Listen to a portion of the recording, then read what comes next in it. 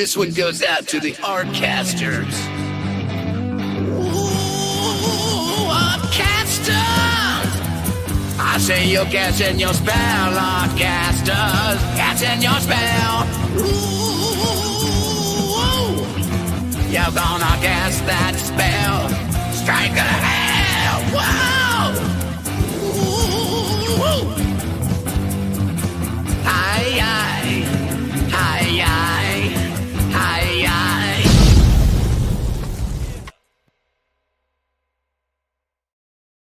All right, welcome to Artcasters number 476. I'm a little dyslexic. We have actually one of the original hosts of Artcasters as our guest tonight. We're going to get him in a minute. But first, that intro that Jim did that you all know and love, hopefully you all know and love, you're going to be seeing every time we start the show. But if you didn't know, there is a full song of that. And we're going to play that for the first time at the end of this show. I can't guarantee it's going to be at the end of every show because it's a song. It's 3.5 minutes long. But if you want to hear that, stick around to the end of the show. All right? Yeah. So let's kick things off. We'll do what we always do. Go around the virtual room, introduce ourselves. You're on my channel, so that's where you can find my stuff on YouTube. There's going to be big stuff coming soon. Maybe we'll touch on that because we're going to be talking a little about YouTube and streaming and stuff today. But nothing. I haven't really, other than Artcast, I haven't posted anything lately, but there's stuff coming. So just hold on. And then all my stuff you can get at circworks.com. You can get the trade paperback for my comic book, Young and the Dead, Kids vs. Zombie Adventure Story, my custom wax packs, prints, all that kind of stuff. So yeah, check all that stuff out. Josh, what about you? Awesome. Yeah. You can support indie comics by picking up Jacob's Apartment, which is a doomed romance graphic novel for middle school and up, about two roommates that are polar opposites that end up finding commonality in their shared childhood traumas and dreams, where dreams and reality start interweaving. And hold on to your britches. I just wanted to say that because Scott kept saying hold on, and I'm like, to your britches. There's another thing that's very britches worthy, which is Two Stories, which is an autobiographical comic about faith and mental illness, tries to destigmatize hard conversations about mental health, and it's pretty cool. And and I've ruined two britches reading that because I've read it twice. That's right. So make sure you have a couple pairs of britches. And that's our topic for the day is britches. Yeah. What kind of britches do my you britches wear? at? Yeah, I don't think you've experienced life unless you've messed up britches as an adult. It's true. All right. What was it? I totally forgot. I was going to say. So just in case I'll probably mention this again at the end of the show, but in case I forget, so next week there won't be an Artcasters on Tuesday, but it'll be a little early because Josh and I will be live at the Crestline Retreat with That's right. with Corey Kerr, Keith Foster, Scott Loss, Jim Lujan, and Gary Hodges doing our art retreat, our annual art retreat. So we'll be doing it live on, I think, pretty much Saturday, if not. It's got to be Saturday, I assume. So, man, I want to be on the lookout for that. Yeah, I mean, we'll definitely, we'll have to get you in there if you're up for it. Yeah, the only thing is there's a couple sacrifices, and other things that we just can't talk about that occur. But who do we have to kill? Yeah. Well, it's more just what. Do you have any goats in your area that are specifically at exactly 2 years old? I mean, I like metal, so I have some shirts with goats on them. You could bring those. Those would count. Yeah. Okay. Cool. All right. So Kevin Cross, who, like I mentioned before, if you go way back, he was one of the original Artcasters hosts, along with myself and Jeff Lafferty.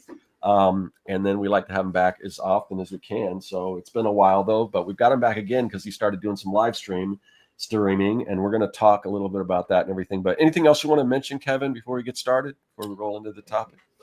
No, I don't think so. You got a Patreon, right? I have a Patreon. I can't remember if Patreon puts their name first or if it's my name / patreon.com/Kevin Cross. I do have a Patreon and YouTube, and that's really That's really my internet presence these days. Yeah, pretty much mine too. Yeah. And I got a newsletter, but yeah, that's about it, and a website. But And I subscribe to Scott's, and I believe it was yesterday he sent one out, and I read it. Yeah. All about stickers, because I've been doing these wax packages with cards and stuff. But I found Were you planning that, or because I did an impromptu commercial for your wax? Oh, I know. I was yesterday. watching. Yeah, I gently gave you a little nudge. I didn't know you were going to talk about them, but I really had no idea that Scott had done that, and that's literally that is one of the funniest things I've seen in years. I was like working and just kind of listening and like, oh, cool, hanging out with Kevin, and then that came up, and I laughed so loud, like that's just unbelievable. You guys should check out Kevin's stream to find out more. I was going to say what we're talking about, but if you want to know what we're talking about, just go check out Kevin's stream where he's drawing Ozzy Osbourne. On his YouTube channel. Just to start with, so should we just get into it, like talking about YouTube and stuff?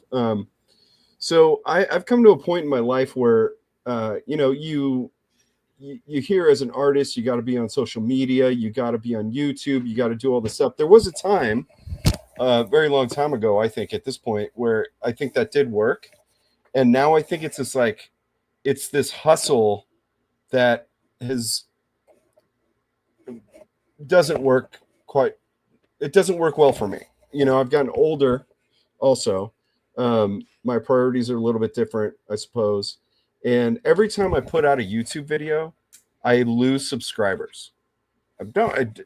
Sometimes I gain, but it never goes up. It's flatline.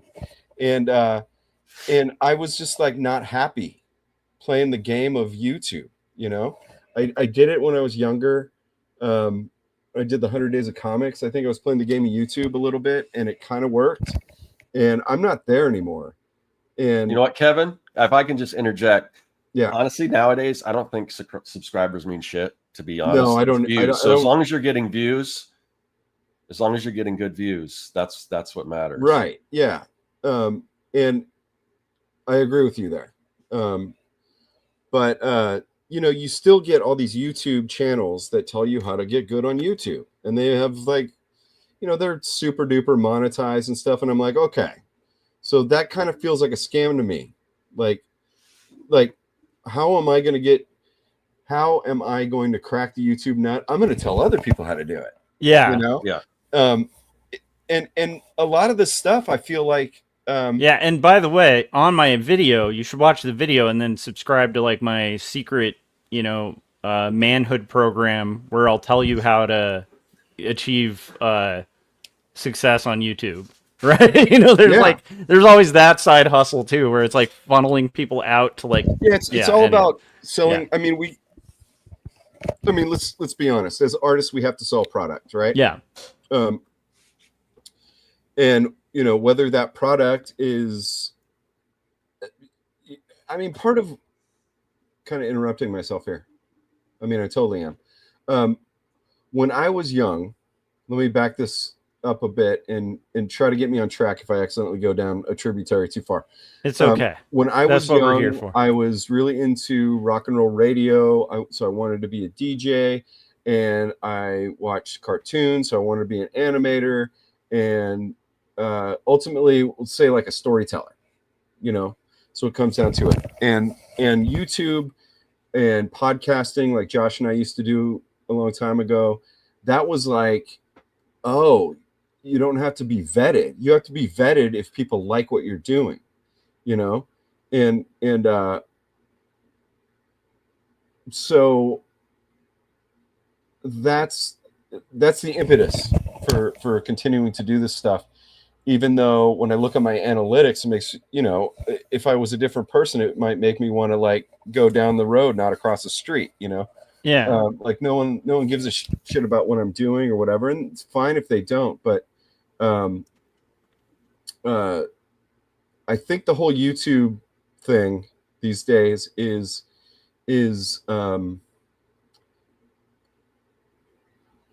and with the algorithms changing all the time, and there's this like censorship stuff, and then there's not, and then there is, and it's going to give you a heart attack to keep up with it. You got to do this stuff because you like it. Yeah. Right. And so what that means is, I think on the first live stream I did, I got a comment that was something like "Welcome back again," because I don't think it was meant to be mean, but okay, it's still kind of like, I think my response was, I don't think I disappeared because I've been working on stuff. Yeah. Right? I've been working on stuff for the past like three or 4 months or whatever. Yeah. And it's just not out yet. If you're a patron, the work is there in progress. Yeah. There's this one video I've been putting out in chunks as I finish them. It's kind of a bigger project, I guess. And so I was like, I just like to think I'm just kind of lagging for you. Do you remember back in the day, Josh? We would talk with like the art and story guys and stuff, and we were always talking about productivity. Yeah. I don't care. Yeah. I don't give a shit about that anymore.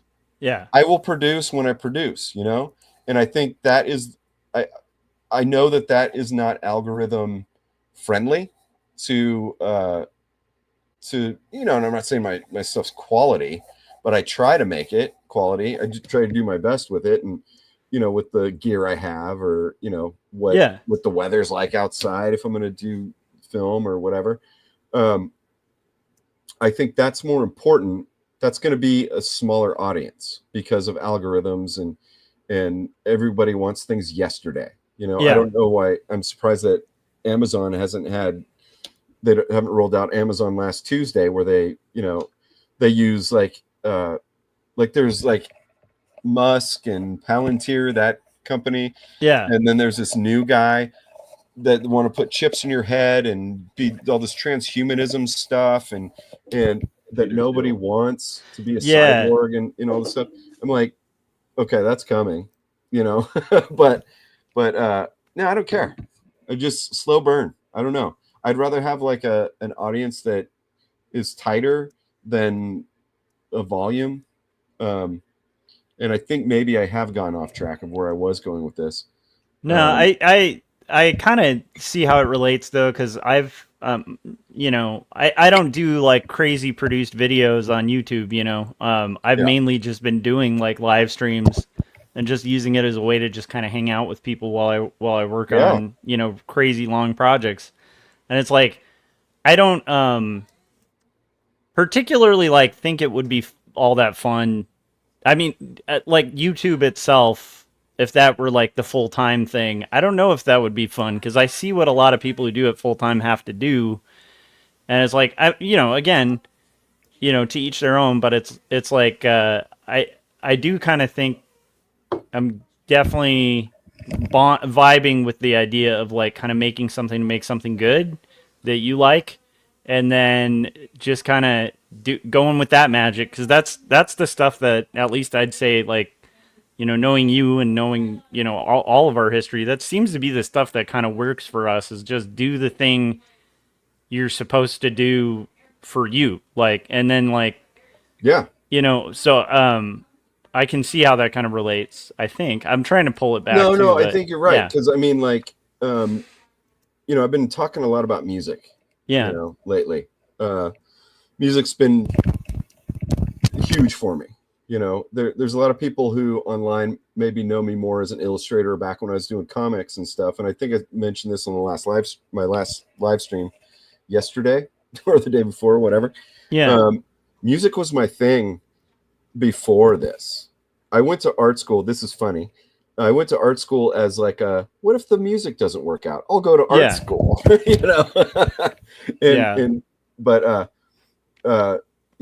Ozzy and, his passing and stuff, he was a big one for me, as a kid and stuff. So, I kind of didn't plan it, but in my last live stream, I went into kind of like my version of like underground rock and roll and the history of that and how I see the lines coming together, stuff like that. And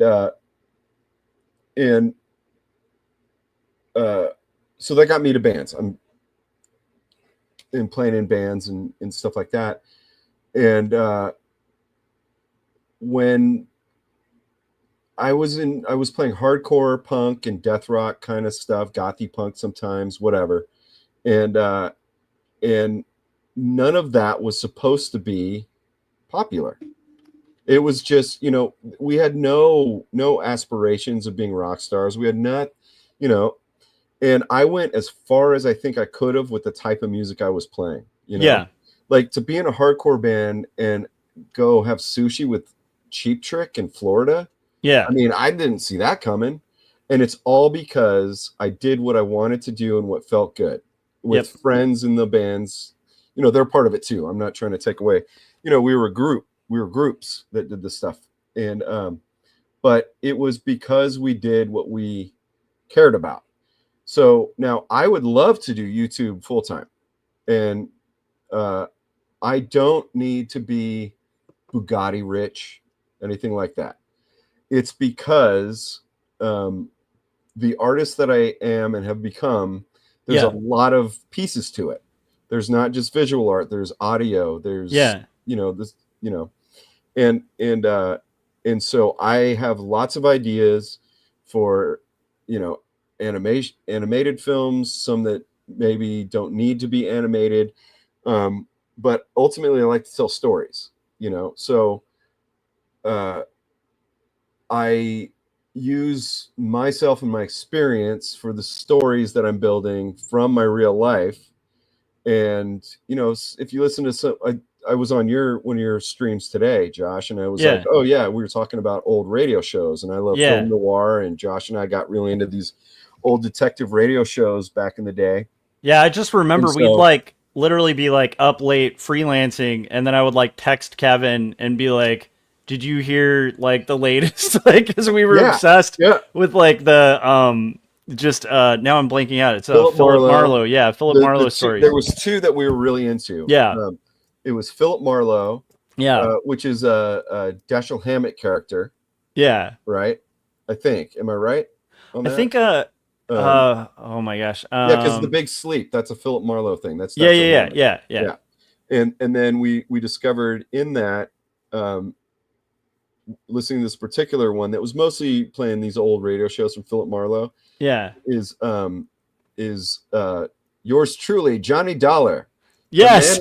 He was an insurance agent with the I think we even did a tag for our podcast at the time. Yeah, that was playing off of the Johnny Dollar thing. Yeah, we did all those. Oh, it was Raymond Chandler, who's the Philip Marlowe guy. I was right. I was trying to remember Chandler. Yeah. Because Dashiell Hammett and Raymond Chandler, they ended up writing for Hollywood, and they both hated it. Yeah, back in the day. Yeah. So, but Johnny Dollar was the man with the action-packed expense account. And they had a lot of it was funny, we'd obsess about those because they had a lot of crossover voice actors too, from both it was the same production company doing. And there was one particular actor that we both liked the best, and he played both those characters. And then they switched the voice actor for Philip Marlowe at one point, and we were this guy's just not as good. No, he's a little weak. I didn't buy his bravado, and he wasn't as funny. There's something about because it was, it's of its time. Yeah. And he's kind of like me, just macking on chicks and going into and he had this bravado going into a fight and wooing the women and stuff. And it was funny. Yeah. And the other guy was just kind of I read the script. Yeah. I was nah, you got to bring something to it. You got to. Yeah. And he was too intentionally hammy. The other guy was just did the ham just. No, he was natural. Golden, But it was 10 times more hammy, but it was natural. Exactly. So anyway, what I was saying, bring it back to YouTube is because of that and the stories I like to tell. If you watch my videos, I think if you like those old radio shows or film noir, you can catch. And I still read those books. I don't know if you can see back here. This stack right there, those are all 50s and 60s pulps. Some of them written in the 30s and 40s and reprints, some of them written in the 50s and 60s. And it's the kind of dialogue that's on those radio shows. And I love that stuff. So if you watch those videos, it takes a little bit more writing than I would have done in the past. because everything had these analogies. You know, things weren't blatantly dirty, but they were nasty. Yeah. But like for example, one of my favorite writers from this time period is Richard Prather, and he's got this L.A. Private eye who lives on a sailboat, you know, and he's, you know, womanizing, heavy drinking, and all this kind of stuff. And he's always describing, like, you know, there's always these like bombshells in the books, and he's always like, she came into the room about an hour before she even got there. You know, he's like, oh, he's talking about her boobs. You know, and I'm like, what a fucking like funny and beautiful way to say something kind of skeezy, right? Yeah. And so it takes a little bit to kind of write that kind of style where everything's analogous and but in like a seedy kind of way. So, you know, so it takes a while. And just liking, I saw another artist. I can't remember her name now. I just found her. She's a younger gal. And I think she's a illustrator, designer, or something like that. And she was talking about how her YouTube, I'm kind of sick of people saying my YouTube journey. But she's young, so she still says it. But she was talking about, and now I have this love of filmmaking. And I was like, exactly. Yeah. Because I started art school to be an animator because of comic books, illustration, storytelling, and you know, I didn't see myself going this like becoming an illustrator, and you know, 25, 30 years later, AI takes over, and now I'm doing all the things that are in filmmaking. Yeah. And it kind of started by filmmaking, but at the time I would have been like, oh, I'm not a filmmaker. I don't want to be a filmmaker, even though I want to be this animator and storyteller. And I was playing in a band. So what do you need? You need audio, visual, you need some editing, and you need story. All right. Yeah. And now I feel like I'm at that. Right. And now I feel like YouTube. Yeah.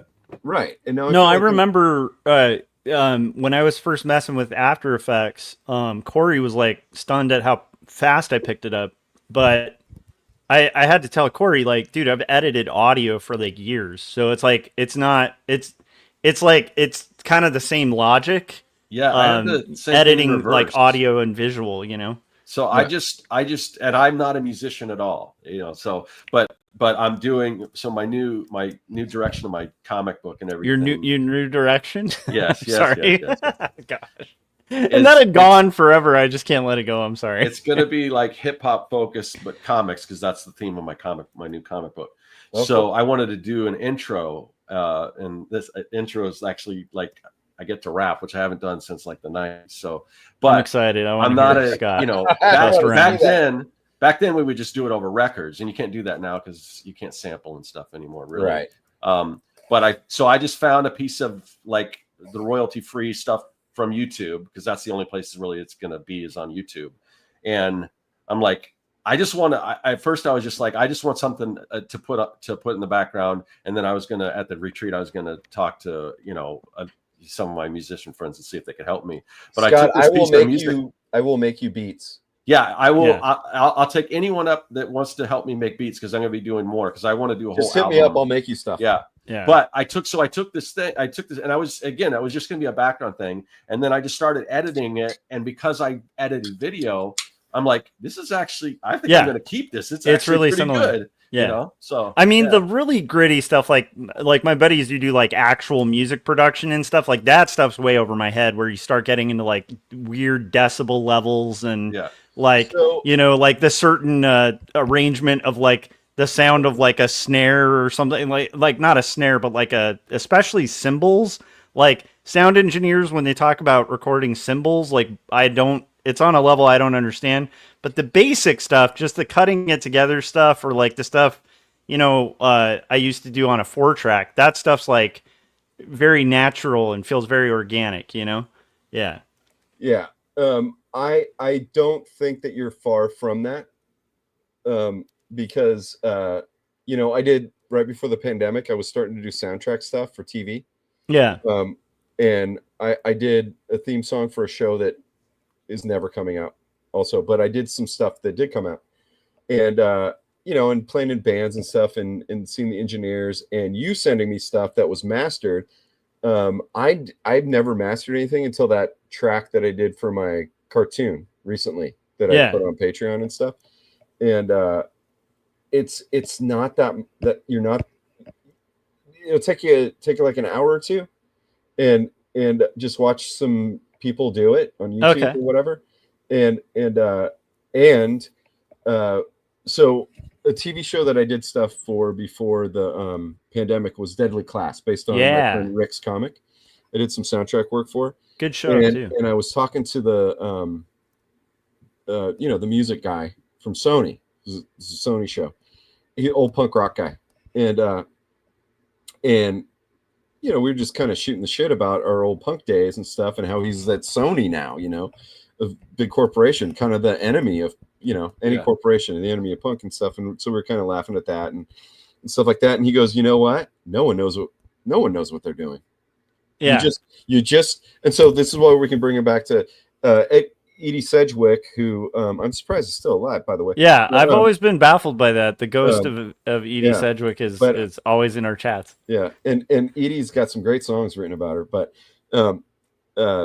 bring this back to YouTube. It's you figure out what you want. Okay, so this applies to what we're talking about with music. Some of the things we're maybe unclear about or don't know about. Same goes, I think, with YouTube now, or my approach to it anyway. Yeah, it is. I want this. Okay, I want this result, whatever that result is. I have an iPhone that I film on with a broken camera. I have iMovie that came with my computer, and I have some design and illustration skills and some audio skills from, and some writing, because I've been doing it now for a while. Yeah. Okay. How can I use those to make a thing I want? It doesn't always work out. So what's the alternative? Maybe I'm like, I got this great idea. I have to be at the beach. It's a sunny day. But for some reason, that sunny day I can't go, and the next day it's raining. So I have to film at the edge of my bed here. Oh, that kind of changes the character, but I want the feeling to be the same. How am I going to do that? So all these things take time, Yeah. And YouTube wants now, and now doesn't get you quality. I think for the audience, it doesn't get you. It doesn't fill your soul, quote unquote. However you define that. It doesn't. And I just don't care to buy into that now. And I know it might be to my financial detriment, if that's even a thing, because right now I don't get, I've got patrons, but it's under $100, a month. And I'm not saying that to complain, because I think it blows me away. Yeah. I'm saying it in that, people who want to be YouTubers and stuff, it takes it's a lot of work. I was monetized before, and it's been years. Yeah. And now I've been back on YouTube for a year and a half almost, and I'm not putting stuff out all the time. And so, if I go to my analytics and I see you have to hit these thresholds, this many hours, it stays the same, because sometimes it takes me weeks to do a video. Sometimes it's 2 weeks. In the case of right now, it's hitting 3 months. Yeah. I have, like I said, if you're a patron, I have a video that's going to come out after the one I've been working on, because it feels like it's building a narrative.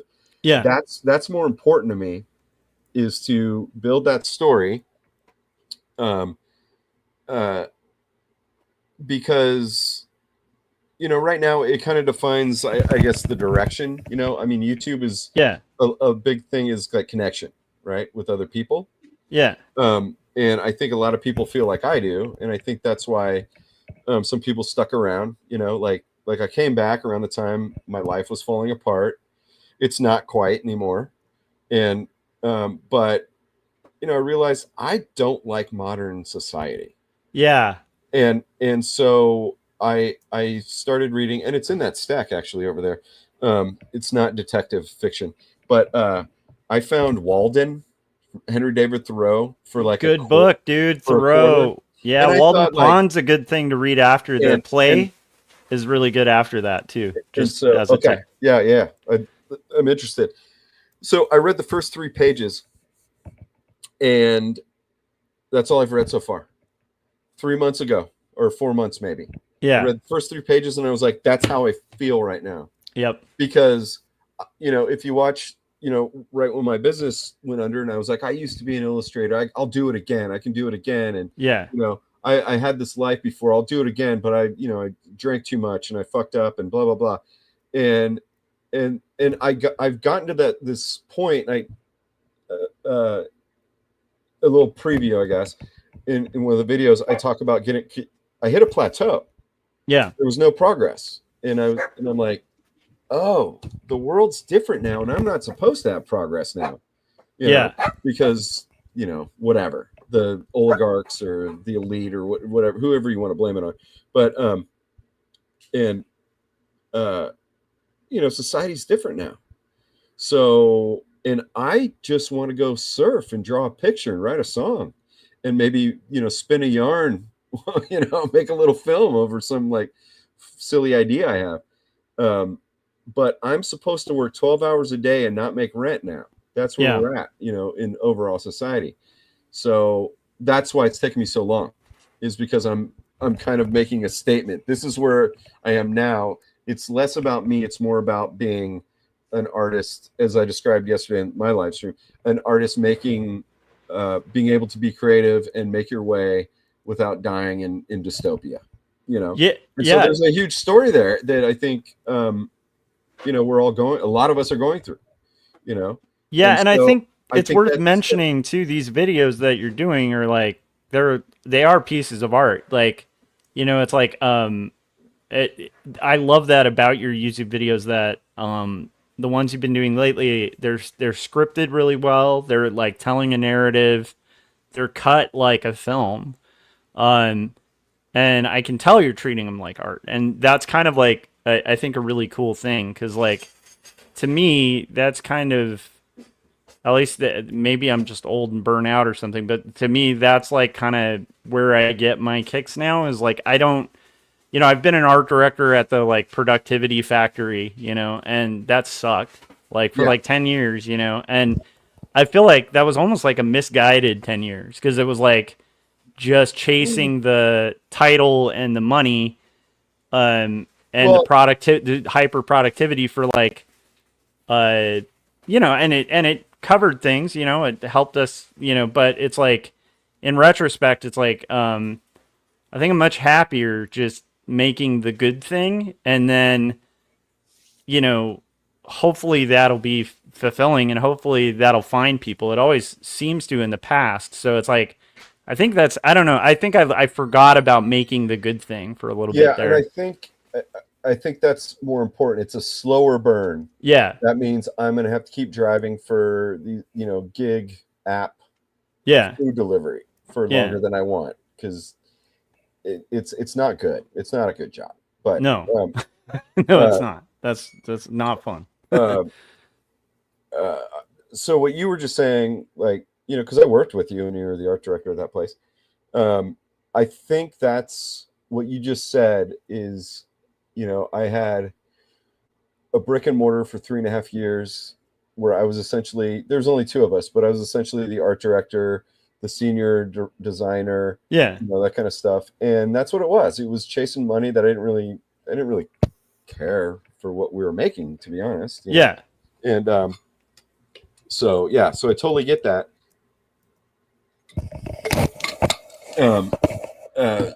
Something old Edie Sedgwick says here, how necessary is YouTube and other social media to an artist's career success? Well, I think it is important to put yourself out there however you decide to. I would say, the thing about, if you get canceled, then you lose your income stream. As an artist, you have to have multiple income streams. And also, here's what I said: getting canceled. Fuck off. Fuck right off. I think people are sick of that shit. Fuck you. All right. I think that's the attitude. Fuck you. And not. That's really it. you know. I don't mean that to be negative. I just felt my blood boil a little bit though. Yeah. And I don't mean it to be negative. It's you know, and I always harp on, I was an old punk rocker, but that was kind of the attitude. It was like, you know, piss off. Yeah, and that's the thing. If you don't like an opinion that I have, yeah, that doesn't. Okay, there are certain things, you know, honestly, that people who are ostensibly have bad morals do. But we've gotten to a point in our culture where people don't have bad morals. They just think something a little tiny bit different than you. So fuck you. Yeah. You know, get over it, pussy. Yep. It's okay, I'm done. But whether it's getting canceled or care. anything, whether it's getting canceled or anything. Like for me, like one of my income streams was publishing books through like KDP. Yeah. And when now the AI and anyone can generate books and just flood Amazon with just garbage books. I mean, that's gone down. So I've got to look at other things. And that's always going to be kind of the way it is. You kind of have to stay on top of that and create these different income streams. So I can also say this, like what Scott's saying is dead on in anything, because like, you know, how I became an art director was being like a cowboy freelancer for a decade, you know, and just like doing odd jobs here and there, and then eventually racking up a pretty impressive resume, right? But it's like, that doesn't just happen like from one thing. And then the same thing, it's like, even now that I'm teaching, the fact that I have so much professional experience gives me a real leg up as a new teacher. That's really helpful to be able to kind of use like those other things. So to me, like YouTube isn't like, I mean, I've mentioned like I'm not aiming to get huge on YouTube. I enjoy it and it's fun and I'd like more followers and stuff, you know, that's great. But I do use YouTube to kind of continue to make comics, and I do view comics as not just it's not just a totally silly thing of like just chasing the thing I love. It's not only the car in my garage I'm working on, right? The comics keep me relevant in my teaching, because it's like I feel like if I'm teaching and I'm not practicing some form of commercial art, I'd feel like I was kind of scamming. And that's just my own opinion, you know, but it's like, and also I would also burn out if I wasn't doing stuff as an artist. Like if you're just, it would be similar to making YouTube videos about succeeding on YouTube. Like, you know what I mean? Like at some point you should probably succeed at YouTube and then do the video about succeeding at, you know what I mean? Yeah. So I'm sorry to interrupt. Oh yeah. But even if you did succeed on YouTube doing something else, and now you're doing a channel about how to succeed on YouTube, yes, YouTube changes the algorithm sometimes. There's a kind of a troubling one coming up that kind of feels like some UK level dystopian stuff. Oh, that's scary. And I think there's going to be pushback, but you know, we'll have to deal with it for a little bit. But how what's the term I'm looking for? How long are those legs on that topic? Yeah. Of YouTube. Yeah. You know, I mean, like I think like us talking about it, fine, because we don't talk about it all the time. You know, but if that's your bread and butter is telling people the strategies of YouTube. Yeah. Like, I mean, are you really that passionate? You know? Like, you know, they always do this thing, buy my book, buy my course, because I really care about you. I really want you to get 100 million subscribers. And no, they don't. They don't give two shits. Yeah. They're talking about stuff that's irrelevant. Yeah. And, you know, got all these strategies. You got to do this. You got to put this video out. You got to put a video out. X amount of times a week, and then you got to do a live stream this month, this amount, and then do this on these other social media platforms. Like YouTube was the people's platform at one point. Yeah. I don't know that it is so much anymore, but we were talking about that. Yeah, I was thinking about that yesterday too, where we were talking about when we started podcast too. It was like kind of the Wild West. And so it's like at that point, you know, which is, it's, I guess it's weird we got in at the time we did, but it's like at that point, I remember at our peak, we were like outranking like NPR and like these Yeah. really like huge shows. And the fact that there was this kind of Wild West environment allowed that to happen, you know? And I think YouTube was like that at one point too, where there was so much variety. You'd have people doing just crazy stuff, like, but all kinds of stuff. And it's when it becomes like homogenized, and it reminds me of when I lived in Long Beach, and there was like the best bookstore, Acres of Books. It's like easily was one of the best, like world renowned, like used bookstore. And then it gets closed down and it becomes like a yard house, you know, like that's what's happened to a lot of YouTube and podcasts, you know, where it's like, I like the microbrewery. What happened to that? Like, why is it all yard house and yuppies? Like, I don't know. I don't know if that makes sense, but that's what it feels like. That's all I'm saying, you know? Yeah. You know, what imagery that brought up was there's a bar where you live that you took me to a few times that has that like miniature Wild West town in the back. Yeah, I love that place, man. Is that still around? Yes, yeah. So what I think of is I love that place, but now if you went there and it became like the House of Blues all of a sudden, I don't like it so much anymore. You know?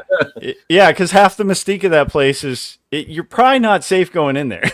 You know, I know. It's not. It's a dangerous spot. So like when you're in the back looking at the Old West stuff, it's like it's legitimately like a sincere dive bar. Like those don't exist. I love. What is that place called again? Oh my gosh, what was it? It's the Shack. That's right. The Shack. Yeah, that's right. Yeah. So when you go in the back, there. For anybody who doesn't know, there's kind of a beer garden, smoking area, or whatever, and there's little recreations of like a Wild West town. And you they have a cave. Guys, a cave. Yeah, they have a cave that's you can go in it. Yeah, and it says like gold mine or something on top of it. So good. And you don't know if you're going to get bit by a real rattlesnake or have to actually punch Carl.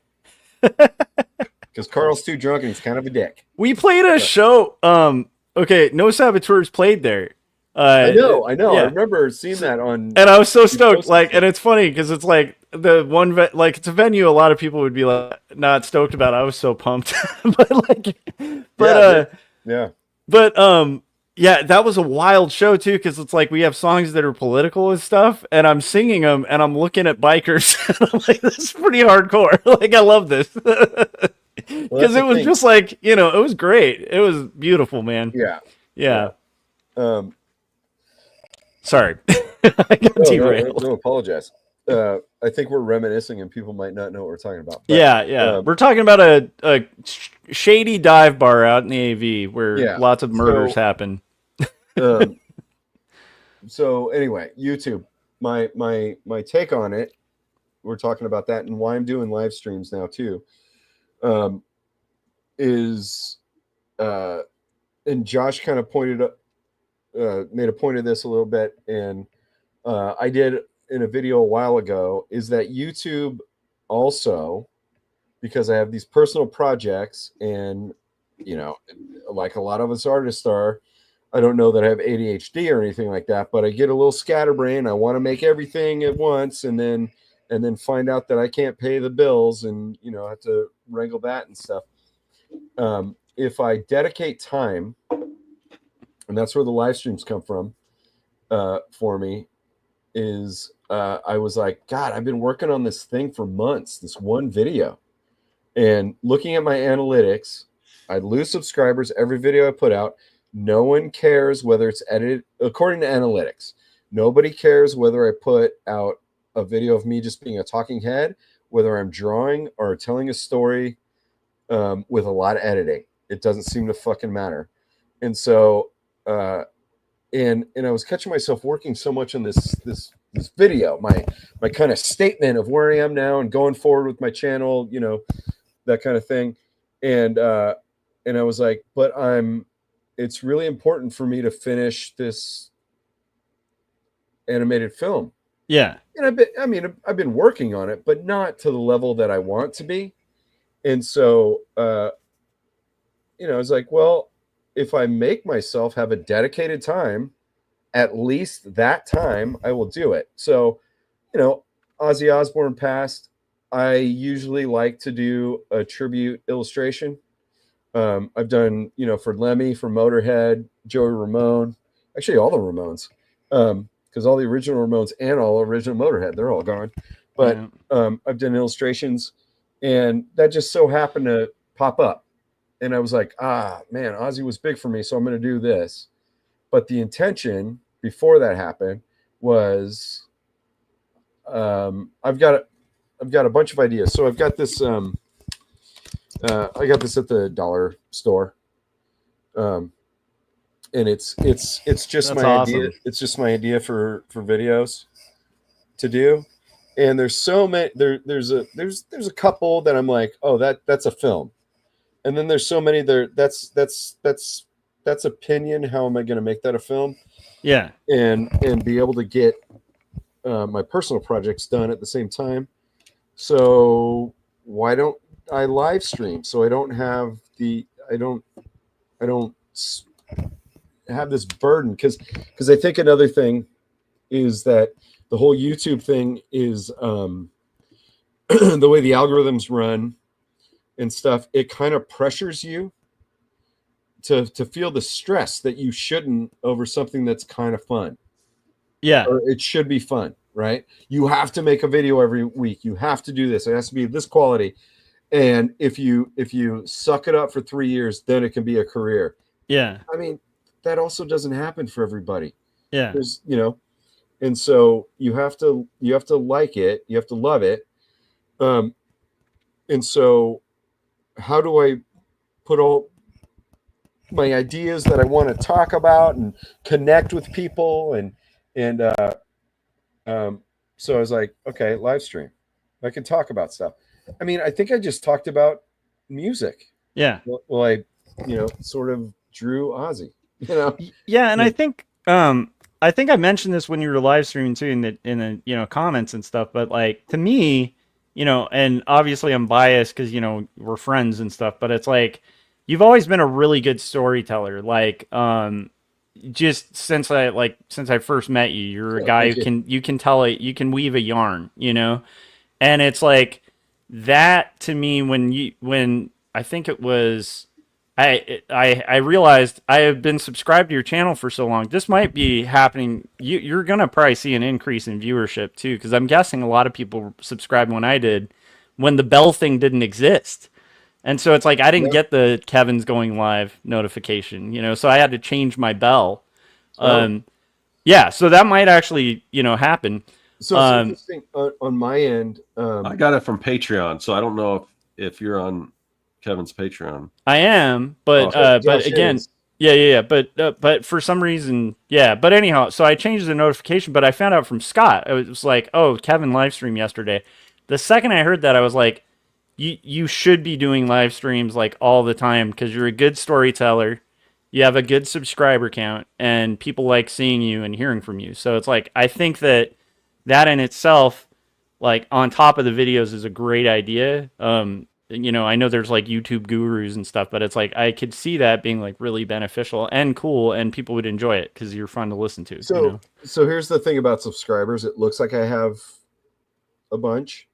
I did, I think it was right when I got back from LA. Yeah. Back to Portland. I did a video where I just drove around town in Portland with my girlfriend at the time, and just drew in my sketchbook for a whole like 8 to 10 hours or something. It was I don't remember the season, so it was like whatever the hours of daylight were. Yeah. I just drove around town. I drew stuff, and I went from 500 subscribers to 13,000 overnight on that video. And in like 2 days after that, it was to 20,000. What I have now? Yeah. I don't think I really have that many subscribers, because my analytics don't reflect that, and I don't know where those people are. Well, here's the thing. It's the same thing with me, because you and I are kind of comparable as far as the number of subscribers we have. But we've been doing this for so long that some of those people are probably subscribed, aren't even on YouTube anymore, or Yeah. or now that it's not based on if you subscribe to something you get their content. It's based on the only way that's going to happen is if you also get them to ring the bell, evidently, and who knows how long that will last before they decide the bell's obsolete. Yeah, because they want to feed you what they want to give you. They don't want you to be able to subscribe to something you want to watch. They want to kind of steer you what to watch. So which also makes exploring YouTube less interesting than it used to be, because I do remember you'd stumble upon just like, I mean, and sometimes, you know, there are some things about the algorithm that would show up on old YouTube that it's probably good don't show up now, you know, because there was just weird stuff. Like I know you guys have all probably been down the old school YouTube rabbit hole. By the end of it, you're seeing like some remix of like old cartoons with like voices from the undead and stuff, and you're like, I don't know, this is a little creepy, you know. That's when you know you're done with the internet and go outside. Yeah, but anyhow, point being, like it was a lot. It was a little more interesting, the algorithm back in the day, you know, because you'd get stuff. I don't want to keep reminiscing though, but I do. My point is, I do think, Kevin, you doing live streams is a good call, because it's like you're a good storyteller. It's going to be fun to listen to you, whether it's like super produced or it's like, you know, a punk moment. And I think like that's kind of a good balance if you start doing those. Yeah. So here's what I'm thinking right now. I was thinking that I was going to live stream as much as possible at first, and then just realized that's just doesn't fit into my life. Yeah. And I thought that so I've only done 2 right now, but I thought that they were closer together, and I looked today, and apparently they were 10 days apart, and I was like, oh shit. But they were 10 days apart. Yeah. Jeez. That's and it didn't feel like it. No, it did not as a viewer either. But and so that brought me to this conclusion is so I'll tell you what's on my docket right now. Is Scott and I months ago planned a collaboration. Mm-hmm. And I do have to apologize. No worries. We can. Real quick. So I'm going to be. I'm sorry to interject because I know you're going to tell me your plans. I'll briefly just tell you I'm splitting up into 2 different channels. One's going to be kind of my retro channel. One's going to be my comic book art. So that new channel, which is the kind of retro stuff, isn't going to start off with 0 subscribers. So, but we'll have to figure out a way to do it when we're ready, because I'm not ready yet either. Okay. Now that I'm doing this, but because I still want to do it because it's going to be cool. Yeah, me too. But I'll have to figure out a way to also integrate both channels, so I could, because otherwise you're not getting the better end of the deal, because you've got a channel with a lot of subscribers and versus one that doesn't really have any yet. So, but we'll figure something out. We can maybe figure out how to mention that in the script or something like that, because I know that we've got a lot of crossover, and I'm looking at. I'm not going to spoil, but I'm looking at a thing you sent me in the mail for a collab. It's it's right there. Yeah. So that so I'm going to finish this illustration, which is actually finished. Spoiler alert, I finished it. I don't like it, so my next live stream is going to fix what I don't like about it. But you know, and then me and Scott's collab, I want to finish this dystopia artist video, and then the live streams are going to be for working on my animated film. I think all aspects. It's not just going to be the visual stuff. I think I'm going to be like, hey, I'm writing a song right now. I don't think a lot of people are going to show up for that stuff, but Kevin, if you do that and you figure out whether you can like live stream like GarageBand or anything like that, you can. Okay, you got to tell me how at some point, or because I have no idea. Are we using the same software for live streaming? OBS. OBS. I have OBS. Yeah. Okay. You can. But I do it through OBS through StreamYard. But I could probably do OBS Direct. So I do OBS Direct. Okay. you do I can't remember. We can talk about it afterwards. But, Okay, yeah. I don't want to bore people. Just a side note. But there's a way to do it so that you can talk and you're not getting the audio from your, whatever speakers you're using. But yeah, that was my concern. Yeah, but you can do it where the audio comes from, the window of GarageBand. Oh, interesting. Okay. Yeah, we'll talk about it. There's a workaround that you have to do. You have to like do 2 steps before, but Okay. you can do it. That'd be cool. Yeah. I haven't done it yet. So, but I did know that I want to do it, so I watched YouTube videos to find out how. But again, OBS, it's for people who are watching, it's this free streaming software. Yeah.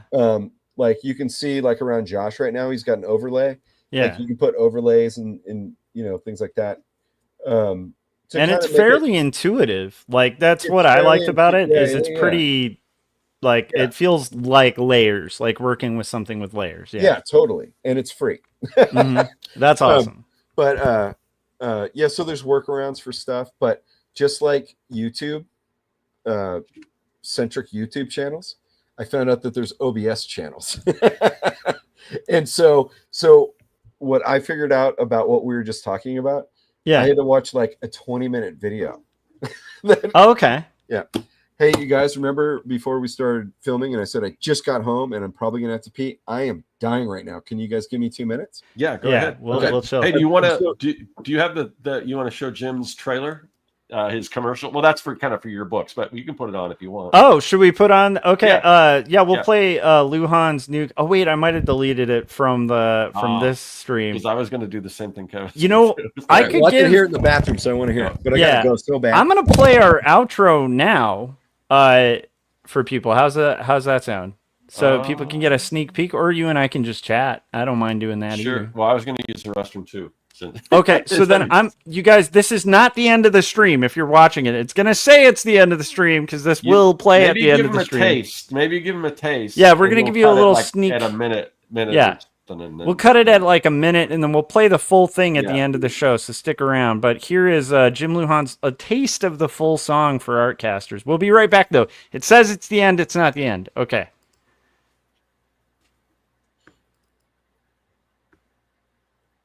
It should be coming up. Is it not? Oh, here it is. Okay, got it.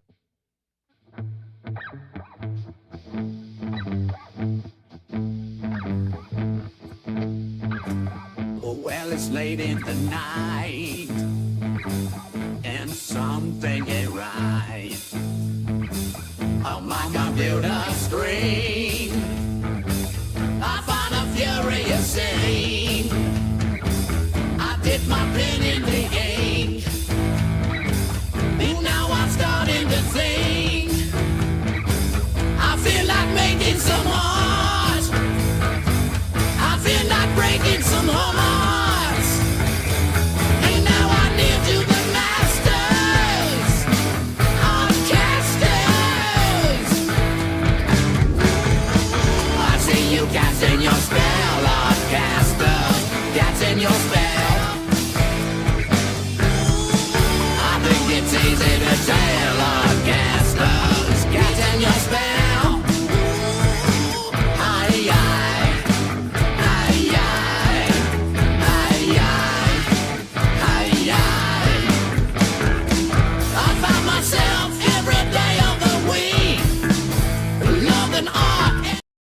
All right, so that was a sneak peek, guys. A sneak peek of the song that you'll hear at the end of the show. Just a teaser, but isn't that amazing? Jim made a full freaking Artcasters song with lyrics and everything that actually relate to art, strangely enough. Well, I mean, Jim's one of those guys. He writes, he draws, he plays music. Me and him talked on the phone. What was it, yesterday? Was it this morning? My timeline the last 2 days, it's been a whirlwind. I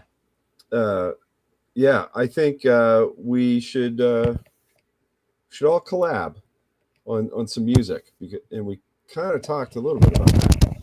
But Yeah, Yeah. because like I said, I'm going to be doing. I want to do an album that goes along with my comic. So, you know, I'll Oh, be I looking think for that's beats great. and stuff. I think if we make Scott beats, we need to come up with like fake MC names or DJ names. No, I won't bring that up. Back in the 80s, in like the whole like hardcore punk sphere, we were all big fans of, I mean, we called it rap, or I guess people say hip hop now, but we just, call it rap back then. But we were all fans of it. And I think because it was, kind of came out of the same DIY kind of A stuff. lot of the DIY, same regions too. It's weird. It's weird. It's Yeah. like very hand in hand, the origins. Yeah. And as far as American punk goes at that point, when it became hardcore punk, it was like you had inner city and suburban kids. It was kind of mad at the same shit and like just playing different kinds of music, and to the point where I don't know if you know the story.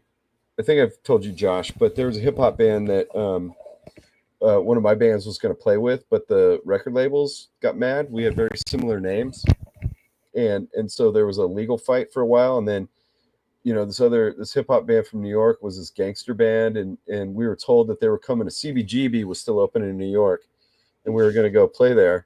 We had heard they're going to come and like destroy us, but we were like, oh fuck, this sucks. And what ended up happening at the end of the night is we wanted to go on tour together, and then because of them, when we went back home to California to play shows, the surviving members of Digital Underground started coming to our shows because they were like bicoastal buddies, and so we got to know like Humpty, who I can't remember. Shock G. Shock G. I forgot. I don't know his real name, but it's Shock G. I don't know his real name either, but I remember we were playing the show in Berkeley, the town of my birth, and this hip hop band was also called Pitch Black, and I was in Pitch Black, and the UC Berkeley's right up the street, the college from this venue, and so it's some zitty kid who's working the door, and Shock G shows up, and he goes, "Is Pitch Black playing tonight?" Because they didn't advertise it very well. There wasn't, because I remember that night being kind of pissed, and me and one of my other brothers from another mother who's in that band, one of my songwriting partners, huge hip hop fan, and we're all punked out, and we're looking, we're like, is that Shock G? Did he just say Pitch Black? And we already gone through this like legal fight, which was not between us and this other Pitch Black from New York. And the kid at the door goes, "It's the punk Pitch Black," and Shock G goes, "Yeah, I know." That's awesome. And we were like, and we were watching it, and I know he didn't know what we looked like at that point. I know he'd probably heard us because of the other Pitch Black. We're like, oh yeah, you guys are, live in the same area, you should go, or whatever. And we ended up like hanging out, and he bought us a bunch of drinks and stuff, and So good. Yeah. So there is this like punk and hip hop. There's also just like a weird perception, I think, of like, I mean, there are some like really hard dudes in both punk, metal, and in hip hop, but in that crowd, there's a crap load of like just complete nerds. Like I would say most of us. I would say 95% of us. Yeah, and so like there's kind of that bond too, where at the end of the day, like usually a lot of guys that are deep into making like hip hop or rap like are real audiophiles, and like most people making punk or whatever are audiophiles too. So it's like there's a lot of just overlap, for sure. Yeah, because when I was coming up, I went to tons of punk shows with, I didn't know all the bands, but my friends, I had most of my friends were punks, and and they would listen to some hip hop, and so there was definitely a lot of crossover. And then there was even in the music, like Vandals had that Lady Killer song, was kind of sort of I'm fine. Yeah. So there's some of that stuff back then. There's like 7 Seconds, if you know that band, they're classic early 80s hardcore. They have a couple songs they even do a cover of Nana 99 left balloons floating in the sky, where they break it down into a rap at one point. And then Youth Brigade, old well, they're Canadian first, but LA hardcore basically. They have this anti-cop song where they do a rap in the middle of it, you know. And Beastie Boys, who you know, these legends, they were a hardcore band before they were a rap band, a hip hop band, you know. Like, you know, Pollywog Stew EP. I think that what it's now released as is old bullshit or something. Same like old that. Bullshit, yeah. But it used to be called the Pollywog Stew EP. I remember all I had was like I had like a dub, you know, of that, and it just had the, you know, it didn't have the names of the songs, so I didn't know what the names of the songs were or anything. But I would listen to that all the time. Well, and even like the DC sound that I'm like obsessed with, like Fugazi, like a lot of that rhythm comes from like go-go music. So it's like which has a lot of ties to like hip hop too. So it's like I don't know. It's just it's interesting how those roots all kind of connect, you know. Yeah, I mean it's such a cultural touchstone that when that was new, like because ostensibly, like our generation, like Gen X guys, right? It's like the original punk, like the 70s and stuff, that was like young boomers, right? And then it took Gen X to be like, F you, we're making it fast, and you know, and I'm not saying, because I love the Ramones and the Dead Boys and all that stuff, but you know, you get like the Sugar Hill Gang, and then for me, I'm like, that's kind of fun, but I don't. The disco stuff is not really my thing, and there's some more disco, but Run's House from Run DMC, dude, come on. Oh, and so Wild good. Wild West, one of my favorites. Wild Wild West from Cool Mo D. I even mentioned DMC in two stories because, like, when I was a kid, I really wanted Adidas because of them. Like, I really wanted those clamshell like Adidas. They were the coolest shoes. Yeah, they're sick, man. Yeah, but anyhow, in 1985 or 86, I can't remember which year. It was Run DMC, Raising Hell. It was Beastie Boys, License to Ill. I was already an established punk, so I already knew that they were a punk band. And at the time, we were told, or we thought, that Beastie Boys was doing this rap album as kind of like a fun thing, and they were going to go back to being a punk band. Yeah. And so blew up. yeah. And so anyway, I ended up going to that show. I think it might have been that same year I was talking about seeing Ozzy play. Yeah. And so I saw Run DMC headline, Beastie Boys with support, but the very first band they had this was back in the 80s. They used to, like the big shows, they would only have two bands. Like to have multiple bands, that was like a punk thing or an early metal thing. Yeah, or whatever. yeah. I went to a lot of hip hop shows that were like five. You know, It was like more underground. You'd have like. You know, usually like 3 to 5 bands, right?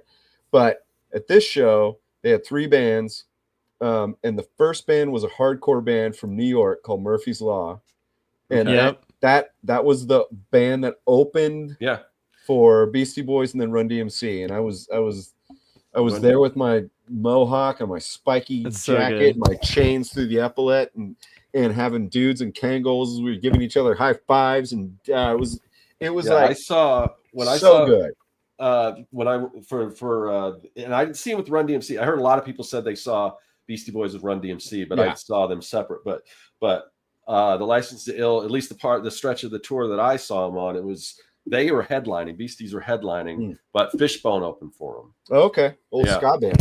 Yeah. So I've seen Beastie Boys twice since then, and as a big rap group, right?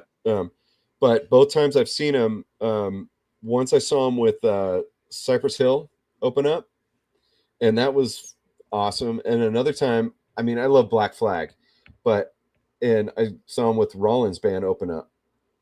Really? But both times I saw Beastie Boys, and this would be years after I saw them in the 80s. You know, this is probably I mean, it was 90s and maybe early 2000s. Beastie Boys would come out. And this is before MCA died too. Yeah. And Beastie Well, Boys I would don't come think out. they did anything after he died. Yeah. I don't think they toured. Right. Yeah. I thought they did like one thing because they wrote a book or something like that. Okay, maybe. Yeah, I think the last release did a tour or something like. I think the last release might have come out after he died, but I don't think they did any like promoting or anything. No, that record is good. It is I good. can't remember what it's called. Ruben produced it, right? I think. No, I don't think but it's got all those colorful squares. Rick Rubin a long time ago. It's got all those colorful squares on the album cover, and it's good.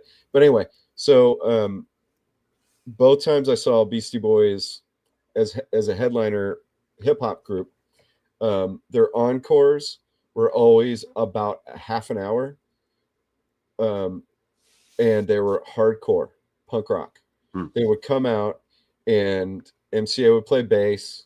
Mike D would play drums, but in the original Beastie Boys, he didn't play drums. He was the singer. In the original Beastie Boys, it was the chick from Luscious Jackson was the Beastie Boys drummer. Oh, that's awesome. And but yeah, they would do, which was awesome because hardcore is so fast you can fit like 25 songs in that 30 minutes.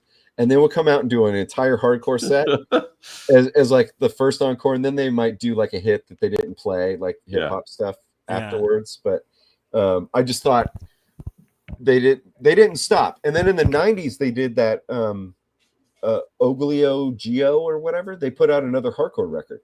Yeah. Yeah, it's good. And it's great. Yeah. I mean, it sounds like they never stopped being punk.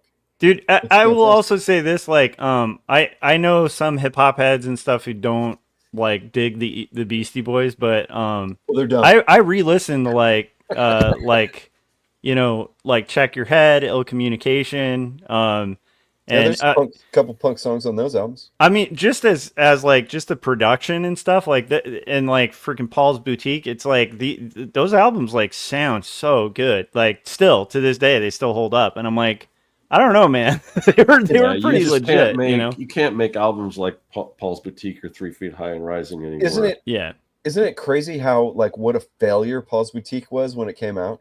It's nuts. Since the first time I heard it, but yeah, and that was the Dust Brothers, right? Who did that like mixing? That was so good. Oh, I don't know, but that's such a good record. But when it came out, it was a flop. People wanted License to Ill too, you know. Yeah, which was just, I don't know. I mean, I was young enough. I wanted that too. I wanted chicks in bikinis. I thought I did. I wanted underage drinking. Yeah. And the thing is, though, like you hear the stuff after it, it's so good. It's so good. Everything after that's so good. Anyhow, sorry. Anyway, so let's bring it back to YouTube. Yeah. So and bring it back around full circle. That's a group of starting off as young kids. Yeah. Is when they started. They weren't supposed to make it, and instead of worrying about algorithms. Yeah. This is my very clumsy way of bringing it back. No, it's a good. They did what they wanted. Yep. And I mean, you know, I think that's yeah, I think that's my approach to YouTube now. Not okay. One of my other favorite bands. Speaking of Rick Rubin, which was a weird thing for him to do. Slayer. All the best Slayer records Rick Rubin made while he was a hip-hop producer, being a guy who started in a punk band. Yep. And who's ostensibly a terrible musician. Yep. You know? I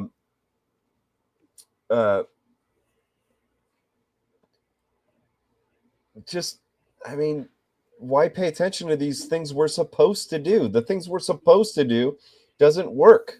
Yeah. I don't think. You know?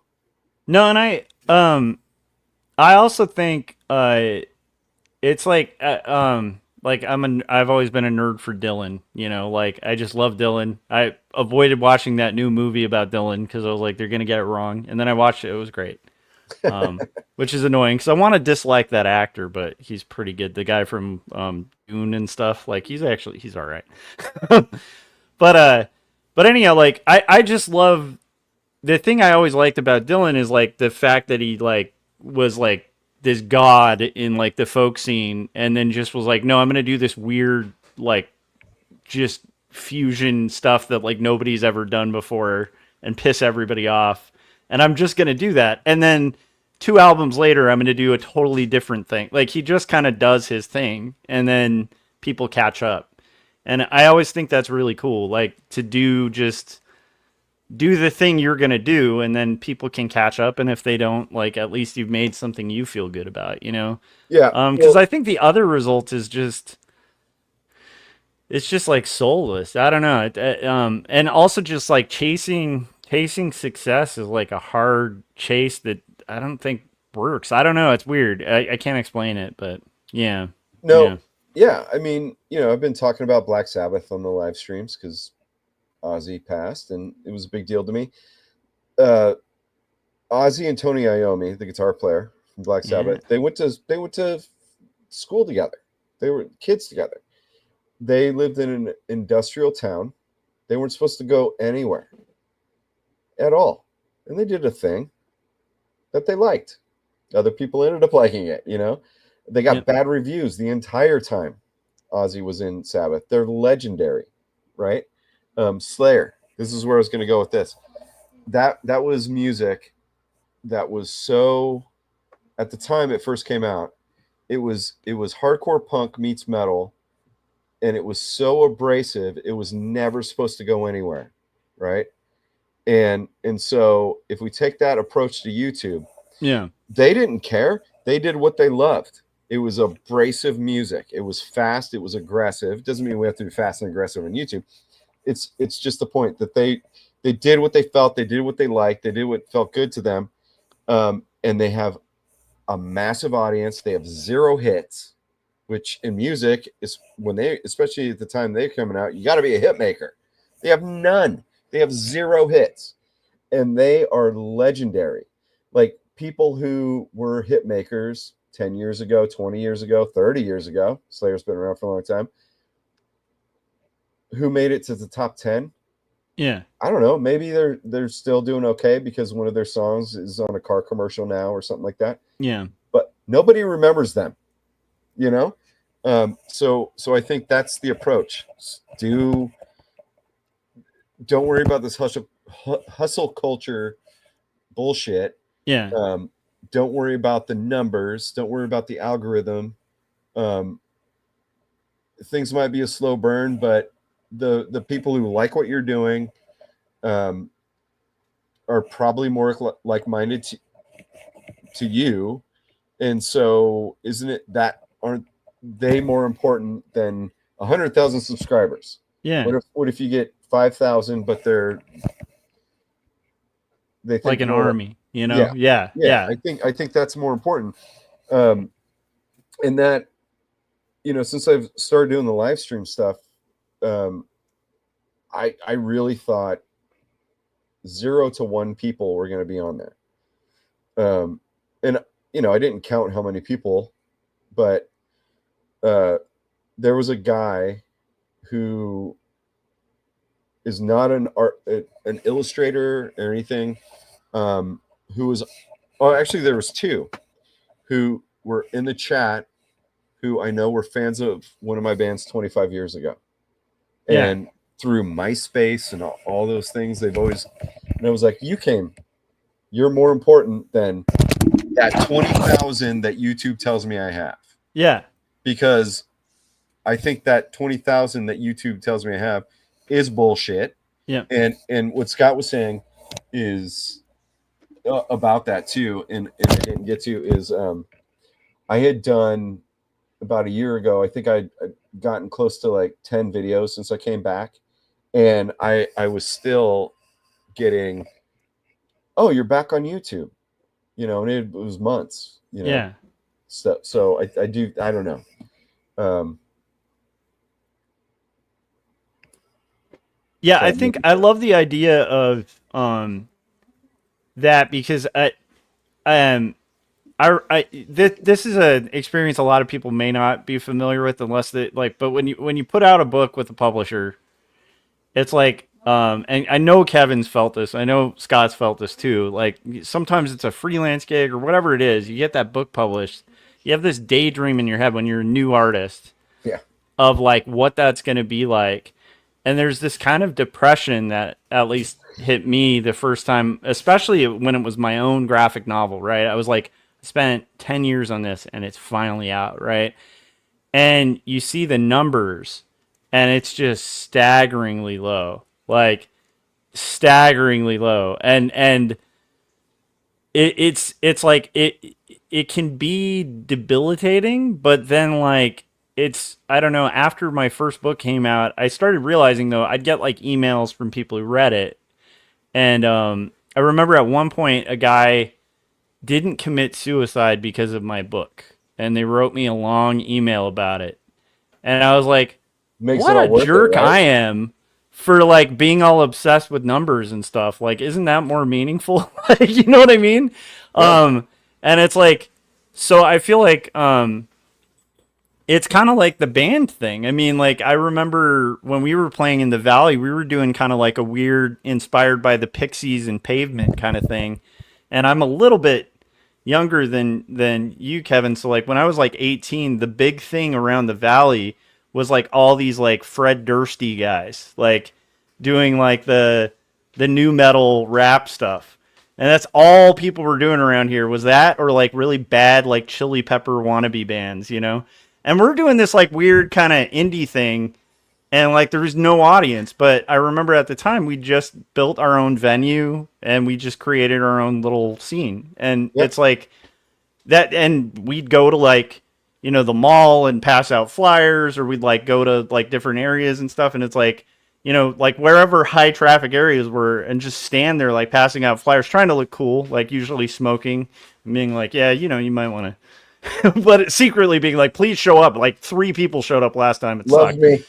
But the point being like it's like that's kind of okay, like that's kind of the way it should be because when you find that tribe it's like some of my best memories are like those venues where we got all the bands together because none of the local venues would have us, so we just started our own, and then like we had this like family, and it was like really cool, and I'm still tight with a lot of those people, and it's Yep. like I feel like that's kind of what it's about is like building that unit, like the few people who show up to my live streams, I like absolutely get a kick out of that Yeah. because like I have real friendships with those people, and that's Those pretty are cool. the people that matter. Yeah. Yeah. It's not that like, you know,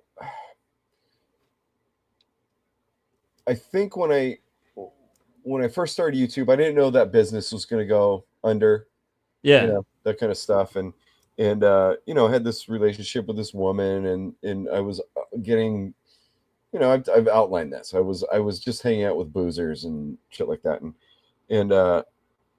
And everything came to a head. And you know, I was like, well, YouTube was good before because I'd made real life friends through YouTube. Yeah. And I just saw like everyone hates you.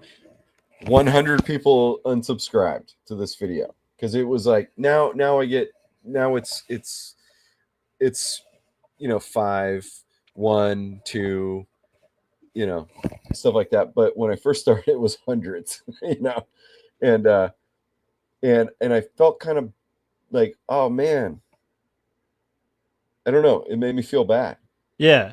And then I, you know, kind of realized like, well, I haven't posted anything for about 4 or 5 years, and I'm not a comic book channel anymore. I still love comics, and I will still talk about them, and I'll still revere them, but that's not the main focus. So okay, but then there's a lot of people that stuck around. Yeah. And maybe I haven't met in real life, but we've maybe talked online or, you know, in a chat or something like that. And I'm like, no, you're still here. You're what matters. I don't, you know, so so that's why I can be flippant. Like in the beginning, I was like, yeah, I would put out a new video, I lose 20 people. I lose 20 subscribers. I don't give a fuck because they never gave a fuck. They might have, you know.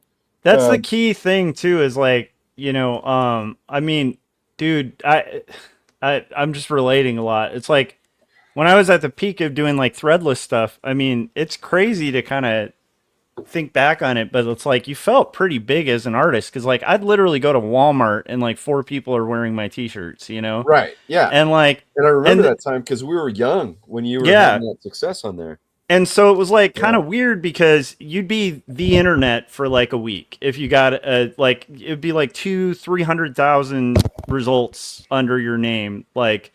And I remember feeling kind of a false sense of like pride over that number at the time, because I think that's when you're younger, you're kind of chasing status a little more. Or like I think a lot of it's like seeking validation of some kind or something. But it's like, yeah, realizing that when I got out of the threadless thing, it's like I still have some like true blue like fans of my art and stuff from that era, but like, you know, those shirts sold 200,000 people, 200,000 copies a shirt, right? There's probably like maybe 50 people out of that like stuck around and were interested in my art. The other people just wanted a piece of clothing, and it was just a piece of clothing with my art on it, you know? And it's like, that's kind of okay. And I kind of don't need, I guess I'm just saying, like, I relate to that because I do remember, you know, at first that being a little depressing to go through, from like being just that huge online to like nothing, like, oh, you know, very quickly. But it's like, it's like the whole thing was like an illusion to begin with. That's why I brought up Dylan too, right? It's like the Dylan thing where it's like everybody initially was like, he's reviving the folk movement, and they're like all like, you know, freaking out and like ditching him the second he picks up an electric guitar. And it's like, well, those guys probably weren't actually fans of Dylan, right? They have this idea. They had the idea. They were fans of the idea. Yeah, and that's why I feel like there is kind of a culling there. I mean, there were people who were pissed at, you know, Fugazi when they first started doing what they were doing, because they were like diehard, like Minor Threat dudes, and they were like, what the hell is this, you know? So I will tell you, I was that guy for 5 minutes. Yeah. And then I stole their first cassette from a record store, and I was like, oh no, I like this. Yeah. And thank God I didn't get caught stealing. Don't steal. I was young. I was 17. Yeah, I was. They didn't have the bars on albums back then, like the big metal detector things. Yeah, and also I might not be telling the truth. Yeah, that's true.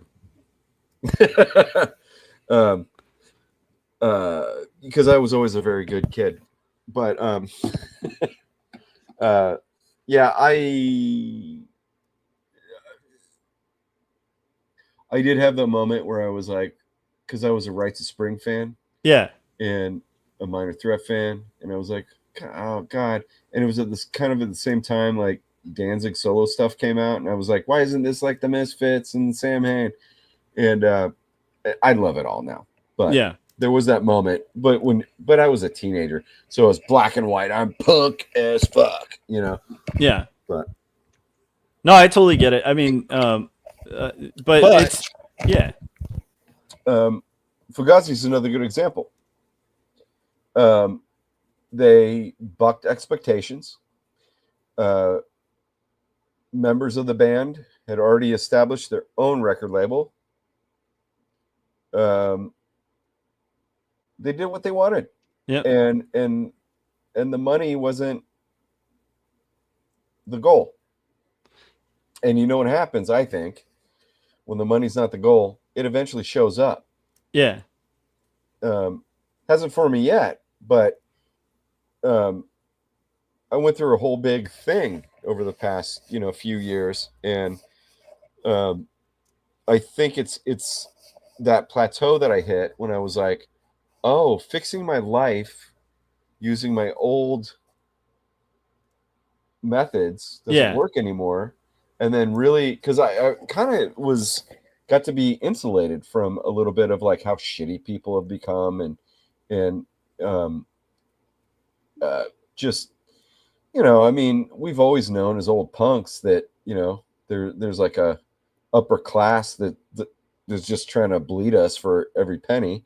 Yeah. But somehow it was kind of in a bubble a little bit. And, you can kind of forget sometimes by design, I think. I think so by too. design. And so, it really took up to, you know, recently I was like, I don't know, if no one comes to the live stream, just do it.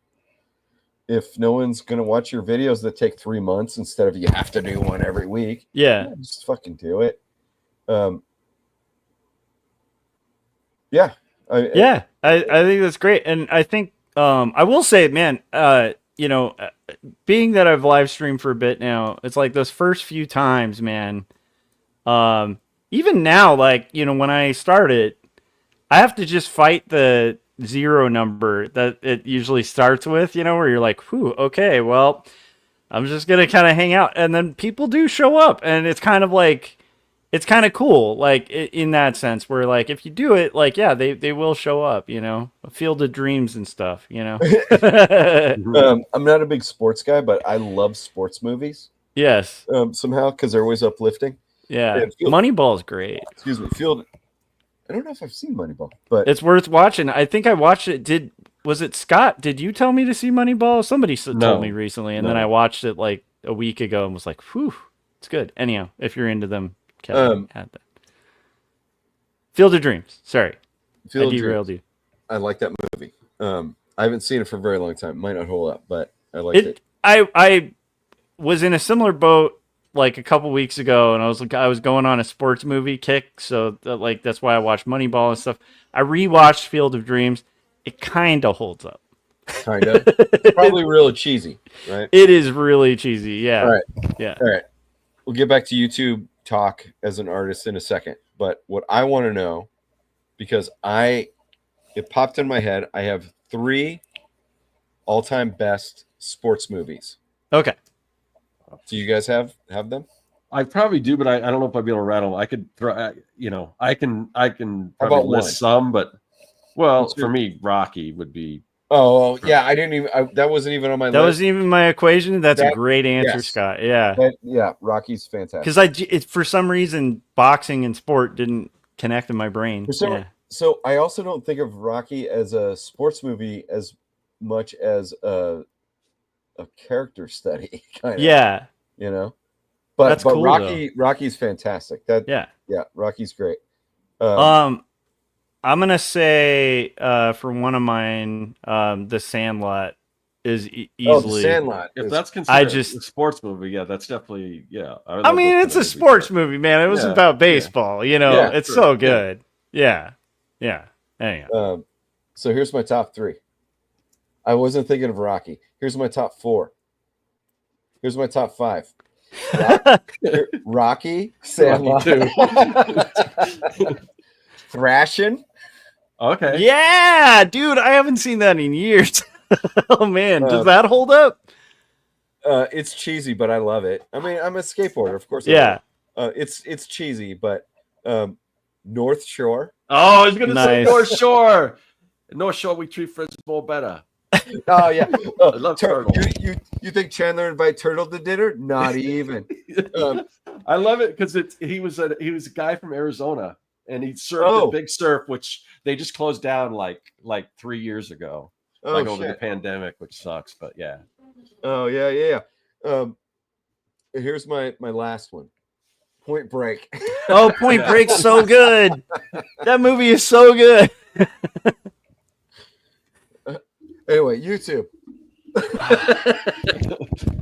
Oh man. So let me ask you guys, your strategy as artists with YouTube. Scott, you're going into 2 channels. Yeah.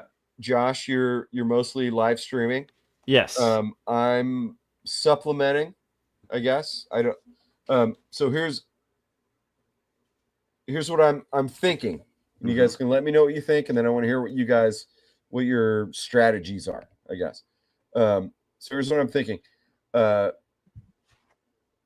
Main video, edited video, once, maybe twice a month. live streaming once, maybe twice a week. That's what I'm thinking. Yeah. For me, the big thing right now, I think definitely the reason why things have just tanked for me is consistency. I know you were talking about, I just do it, but realistically, if you want to, I mean, you got to put out like something like almost every week. Yeah. I just don't think kill yourself over it. No. Yeah. And that's why I like the live stream. So what I'm going to do, and because the videos I've been doing, I've only been doing once a month because they take so long. And I love those videos and they're great. So what I'm doing with I've already got before I launch this new channel, I've already got like 4 new videos ready to go. By the time I launch it, I'll have 8, and those will be timed out, which will give me time to put out new videos on that. But what I'm going to do is I'm also going to remix a lot of the other stuff that I've already done. Cause like I said, it's great content. And my hope is, because it's not tied to an algorithm, it's brand new, that maybe it'll get eyes on it. Because my theory is that I'm doing comics, I'm doing other stuff. I was doing all this stuff on my channel, and that's confusing YouTube's algorithm. So that's my theory. We'll find out. But so that's the kind of retro rebuild kind of channel. The new channel will be like edited video, maybe every other week, maybe even if it's once, but I'll be doing like you said, a lot more live stream. My goal is to put out a video every week on that channel. It could be live streams. It could be like an edited video. I'm even gonna go back and go back and look at some of my old content, because a lot of that stuff's good. But the critique I used to get before was, oh, you just drone on,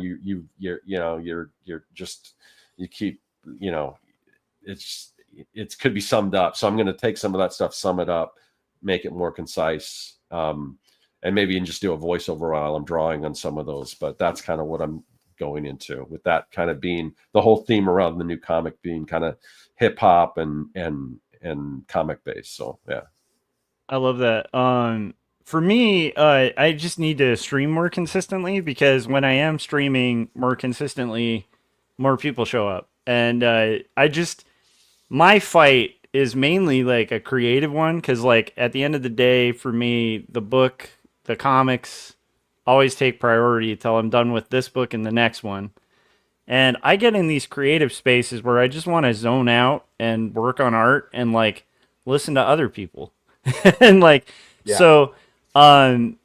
but I do need to like be a little more conscious about like when I am working, just flipping on the live stream, because it's super fun and it's beneficial, and it grows like an audience that's invested in what you're doing. And also it's just better than being alone in the studio.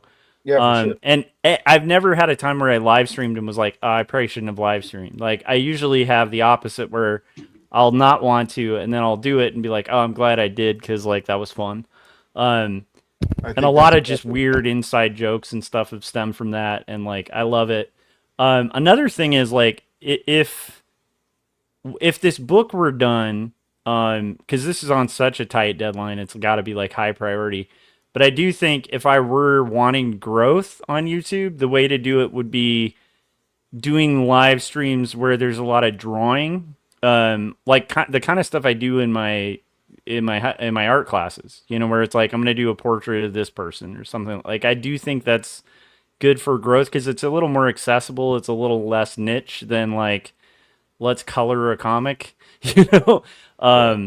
So I do think if I was looking for growth, and then also another thing is like commentary is probably not a bad route either, is like just watching and commenting on stuff that I watch and enjoy anyway. But in a way that's hopefully like, copyright, friendly and stuff, where you're adding something new rather than just kind of doing a what do they call it in streaming? A chair react. I don't ever want to do that before. I've never heard that. What is that? So in the streaming world, a chair react is notorious because Twitch streamers do it a lot, where they'll just literally be like, I'll be right back, and it's just their chair and they're playing like someone else's content. Oh.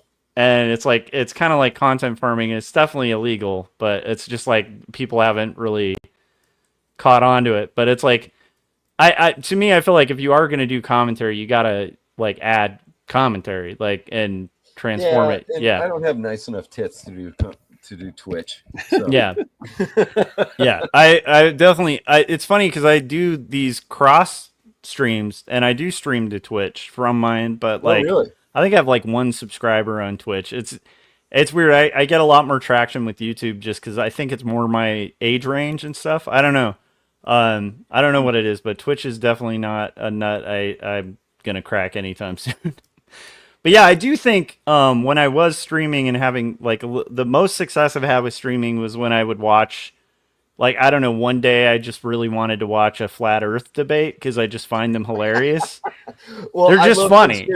I love conspiracy theories. Yeah, so I just watched they're it always and entertaining. yeah, I worked on art. I had it playing, and then I would pause and like comment on it, and it was hilarious and got a lot of viewers and stuff. So I don't know, it's interesting. But I do think the key thing is more consistency because I get better at doing it too the more I do it. But yeah. Well, both of you guys said some things that I have questions about.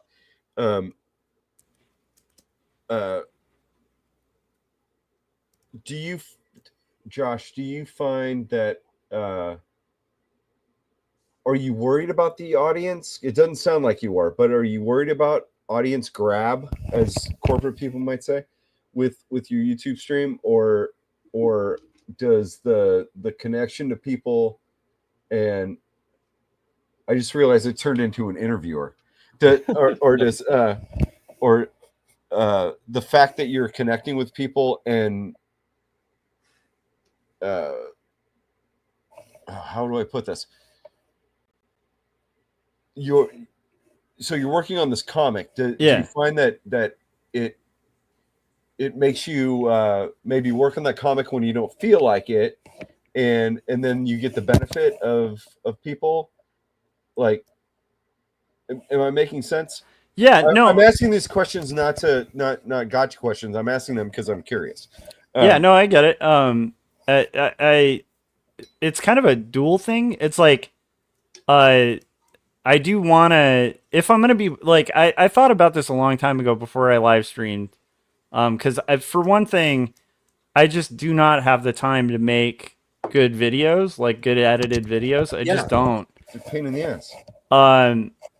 I just realized like, so I tried live streaming and stuff. And initially the idea was kind of audience capture originally, where it was like, well, if I'm going to be doing this anyway, like I'm going to be spending this time anyway, I can leverage it and gain some followers here and there, and it'll grow like tiny amounts, but it's like still getting the word out about it. It's still kind of affecting the algorithm of like search engines online. So it still keeps my name like kind of in the search engine of Google. So it still optimizes my SEO for like my site and stuff.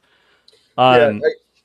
But it's lately become much more like rewarding in the way you were kind of also talking about, which is like just having people show up and kind of hang out with you while you work is super fun. And it will make me work a little bit longer or stay a little bit more focused. Initially, it took a while though. And I'm kind of curious for you. It took me a while to just get used to like being comfortable, like especially doing things like roughs where they just inevitably kind of look like crap. Yeah. Or like staying focused because we're both people who like to talk to people, and it's like it's kind of hard to find that zen of like working and continue and not leaving like dead empty spaces for people because I want it to be interesting for them. And drawing, that's weird to get used to.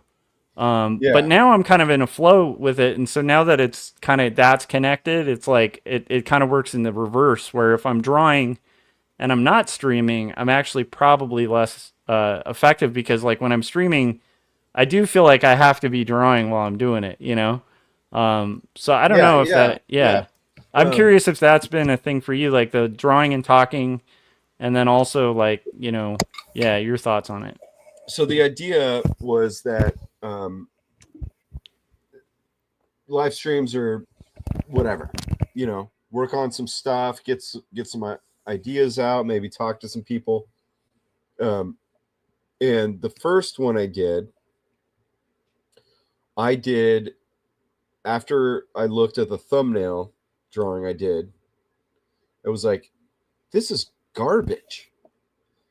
And you know, I guess I live streamed like 10 or so years ago. Yeah. When Skype was kind of the you know, so it's been a while.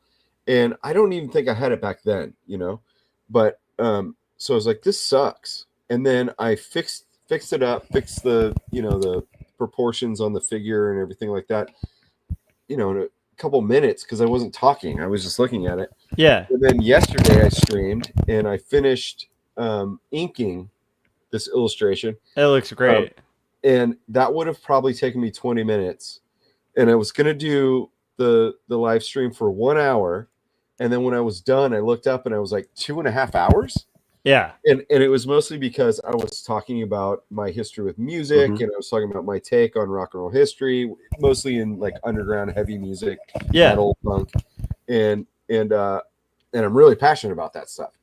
And so I realized, like, oh, I might do like one brush stroke, and then I was going to tell you all about how the Animals was, you know, some punk band from the UK in 1964, you know, whatever. But and then it's colored, and I remember I stopped the live stream. Okay, next one we'll color it. It's already colored. Yeah, I've already finished it. Yeah. But yeah, so I don't really know how to answer that. It's like I want the live stream to be super like casual, you know. It doesn't have to be a show. Yeah, it You know? really shouldn't. And like the show is this video I've been working on for 3 months. 100%. Yeah, That's a show. Yeah, That's a show, right? And this is not, you know, and that's what you know what want, it is. but It's an open mic versus a show. You know what I mean? It's like you're not rehearsrsing for like every day with to be good. Yeah, exactly. You know, and that should be okay. Yeah. But to where I think you're going with what you were asking is, yes, I do feel like I have to have this pressure of and I think I put it on myself because going into it, I told myself, do this thing so that you are connecting with the people who are kind of sticking around waiting, so that you know you're still working. Do it also for selfish reasons, so that I'm making time, dedicated time to work on what I want to work on, my projects that I'm not maybe. And do it without any pressure. Just turn the thing on and go. Yeah. But I'll tell you, there's still that, like, should I write notes? Should I have an outline? Should I, you know what I mean? And I haven't thus far. And I think yesterday's stream proved to myself I don't think I will. Yeah. Because I thought it was going to go for an hour, and I thought I'd have 20 minutes talking about, here's the stuff about me being a kid liking Ozzy and Black Sabbath. Yeah. And I forgot, and I ended up talking about like how I think punk rock started in 1962 and all this, you know.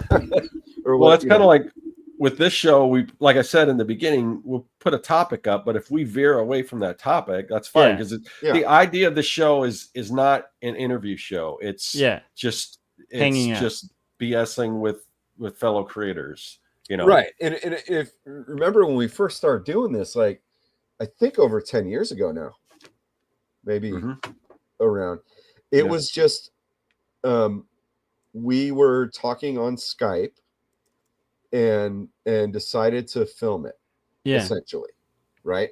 Because remember, we would just talk about like did you see Spartacus last night? Like Spartacus. I mean, like, even when Kevin, you coaxed me into doing it, I remember just like, because you were here at that point, right? And I remember you'd be working on your comic, I'd be working on mine, and we'd be talking about like the coffee we brewed in the morning or whatever. It wasn't like, it was never like a topic thing, you know? Like, you know, my memory is the beginning of Artcasters was just we're basically illustrators painter, Lafferty, with this illustration, but more like physical painting. I do want Jeff to make more YouTube content because, man, that painting you put on Instagram looks beautiful, man. Dudes, I gotta pee again. Well, but we were basically just we just put public our conversations. Yeah, it wasn't like, hey, today we're going to talk about this. It was just like, we're going to do this at 10 a.m. Yeah, and whatever our time zones are, and we just kind of, there was no topic, we just do it. So yeah, I think that's one of the fun things about live streams too, and I will say, you guys are always invited to join any live stream I ever do, because it's actually pretty fun to have somebody else on there just to riff with. Since we're all going to be streaming at weird hours, maybe we can do a lot of crossover stuff. Might be good. I don't know. Yeah.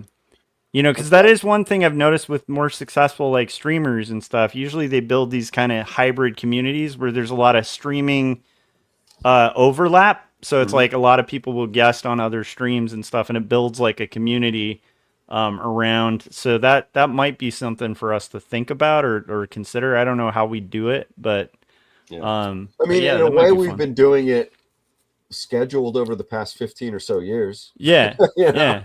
So just figure out how to make it more casual, I suppose. Yeah. Because at one point I watched your stream while I was making food and getting ready to go out and work and stuff like that. And you had talked about, well, I'm going to make lunch and then maybe I'll come back. And for a minute there, I thought maybe I'll sneak in a stream real quick, but I don't want to if Josh is doing it. But I want to say I'm going to be on Artcasters tonight, and I finished that Aussie drawing, but I don't like it. Yeah. And so my next stream is going to be, here's why I don't like it. I'm going to fix it, and and maybe I'll do that real quick. No. Dude, I got to pee again so bad. Oh, yeah. All right. We'll start wrapping up, and then by the time you get back, we'll close it out. So yeah, that's a fair call. So again, if anyone's still hanging around, we got people watching. We got a lot of people. Yeah, definitely. Somebody left. Come on. Dylan said, "Oh my God, yes, crossover streams." So Dylan's on board. Yeah. So, but yeah, Kevin's doing cool stuff. I'm glad. I'm excited, and just the setup. It looks what he's able to do with just his iPhone and everything was just amazing. But so we're gonna start wrapping things up. We went a little over our time, which we usually do when Kevin's on. Do stay tuned for that full version of the the theme song, the Artcasters theme song. But before we do that, Josh, let everyone know what you want to promote, all that kind of stuff. Well, you guys, I make indie comics like Jacob's Apartment, which is a harrowing tale, kind of going through how our childhood selves haunt our adult present, and how that can form bonds between people. It's really good. It's heartfelt. It's got cartoon dinosaur dreams, and it's a doomed romance, and it's worth checking out. So check out Jacob's Apartment. And then there's 2 stories. I was drawing that out a little bit so Kevin could get back. There's 2 stories, which is my autobiographical graphic novel about faith and mental illness, trying to destigmatize those heavy conversations. Very personal. I poured my soul into it, and I am happy every time somebody picks one up. So if you haven't picked one up, one last thing, I haven't mentioned this in a while, and it actually works to mention this. Go to your local library. Ask them to carry those 2 books, particularly Jacob's Apartment. Easy for them to order, costs you nothing, and librarians are the soul and blood of indie comics. So go hound those librarians. Plus, you never know. Maybe they're a hot librarian, I'm just saying, go to the library, find out. All right. I was going to blame why I've had to pee so many times on this, but I have to. This is me. That's why I get this big drink. Well, I was doing my food deliveries. They're in. Josh mentioned someone beautiful. There's something fantastic about the Thai culture that when I go to Thai restaurants, I always get offered chai. Oh, cool. Awesome. And I always say yes because I love it. It is delicious. One place that's close to my house, and it's usually one of the places I pick up from and start the day and end the day. Yeah. And there is this woman who's not watching, and she is outrageously hot. And whenever she says, "Would you like a chai?" I like to think that I was going to get real gross, but I couldn't think of the funny way to be gross. I always say yes, and I want to make out with her. That's awesome. That's my story. Your Thai food crush. For you, Kevin. But that's today was very hot, and a lot of Josh, if you remember from living here, there's like a crazy amount of Thai restaurants in this town. Yeah, some really good ones too. And I kept getting offered chai tea, and I was like, fuck yeah. And so You got to say no. The lesson, kids, is say no to chai because it'll sneak up on you. You don't buy it, you rent it. You know. Yeah.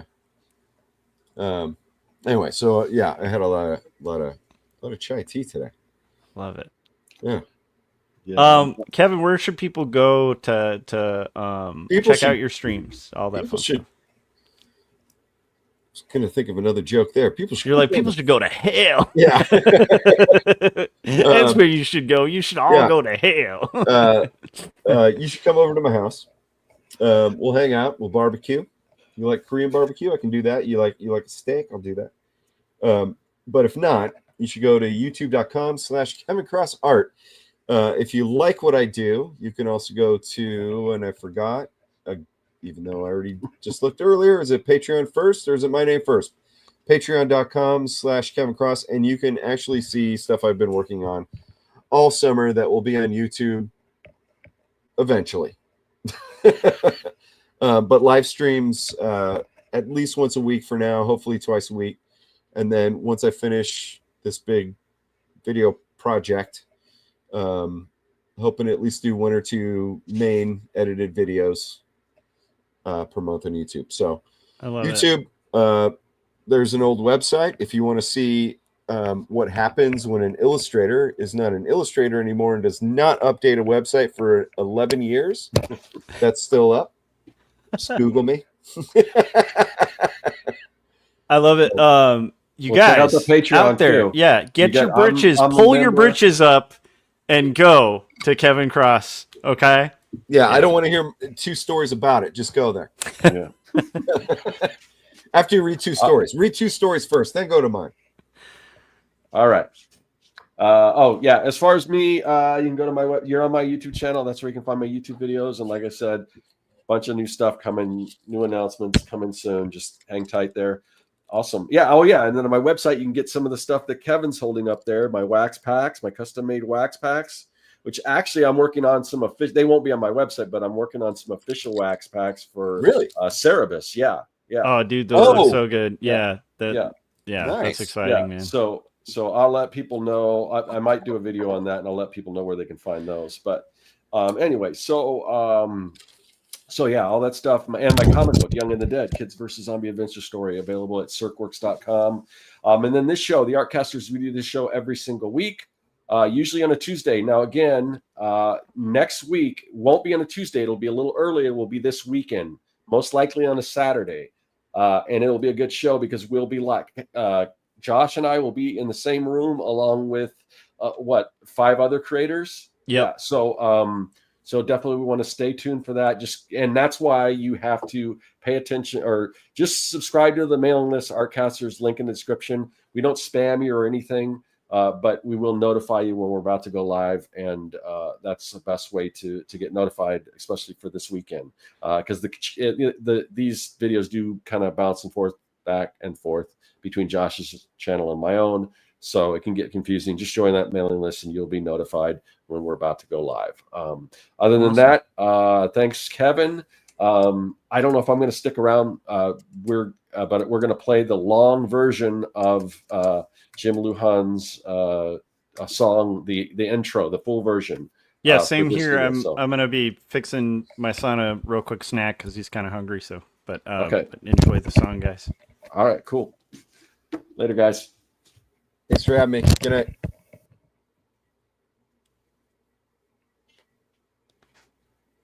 Where is it? You just hit end and then it'll. Oh, it's me. I'm sorry. All right. We have to do I like that.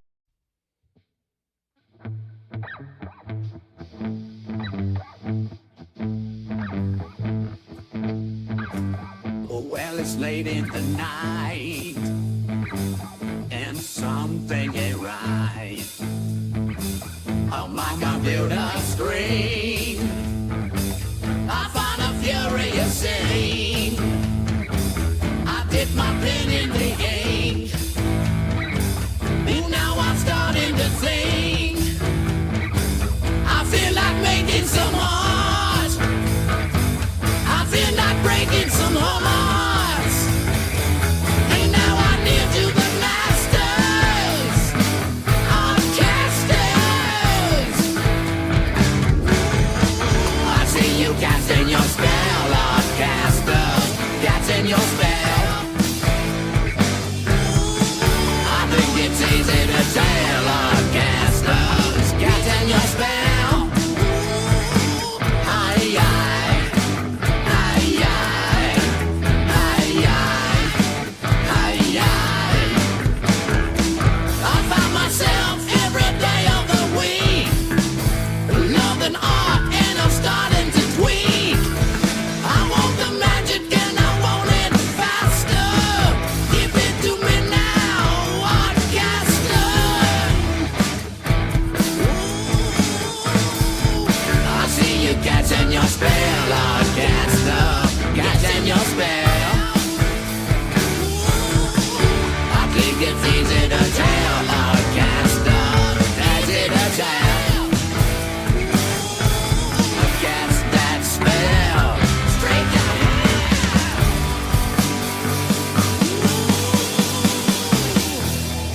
Everybody's talking about the Artcasters. Stop the show, will you please stop the show, Artcasters? I'm feeling good and I wanna draw, Artcasters. I wanna make some art, that's all, Artcasters.